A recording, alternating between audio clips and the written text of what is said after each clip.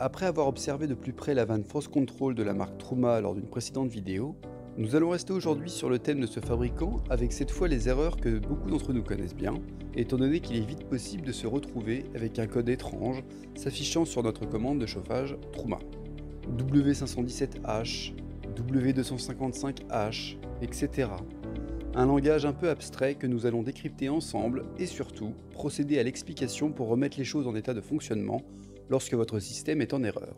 En effet, la dernière génération du panneau de contrôle Truma iNet permet de qualifier l'origine d'une panne facilement grâce aux codes erreurs qui peuvent s'afficher à l'écran. Tout d'abord, sachez qu'il est aisément possible de trouver la correspondance d'un code erreur grâce à cet outil que nous connaissons tous, Google. Il vous suffira de taper le code erreur affiché sur votre écran, suivi de la marque Truma, pour rapidement être redirigé vers la liste officielle des erreurs. Je vous glisse d'ailleurs le lien dans la description.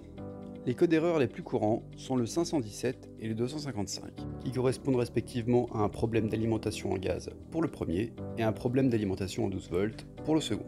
Que ce soit l'un ou l'autre, la règle première afin de ne pas empirer les choses est de ne pas insister dès lors qu'un code d'erreur s'affiche. Car si vous veniez à le faire, le Truma se mettra en sécurité et le seul moyen d'y remédier sera de lui faire un reset. Le système Truma dispose de deux resets possibles. Celui du panneau de contrôle qui vous permettra de faire revenir l'interface par défaut, une option qui peut s'avérer utile après une panne qui aurait pu faire disparaître les icônes par exemple. Et le second, celui qui nous intéresse le plus aujourd'hui, sera un petit bouton situé sur le combi Truma, bien caché au niveau des branchements électriques. Pour y accéder, il faudra repérer l'arrivée de fil et retirer le capot noir dont sortent ces derniers. Ensuite, sur la partie droite de la platine électronique, vous trouverez ce petit bouton. Il ne vous restera plus qu'à appuyer dessus longuement jusqu'à ce que la LED passe au orange, pour enfin relâcher le bouton.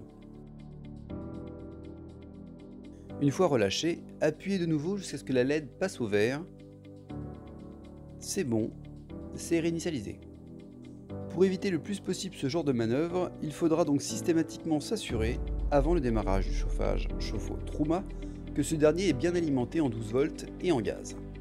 Pour ce dernier, le meilleur moyen de savoir si le gaz est amorcé dans le circuit est de se servir de la plaque de cuisson en vérifiant si les flammes tiennent et ne se contente pas de consumer le peu de gaz qu'il reste dans le circuit si la bouteille était fermée.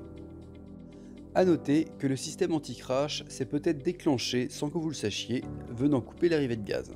Si tel est le cas, il faudra donc le réarmer. Après tout cela, vous ne devriez plus être inquiet devant un code erreur Truma. C'est bien là l'essentiel. Bonne route!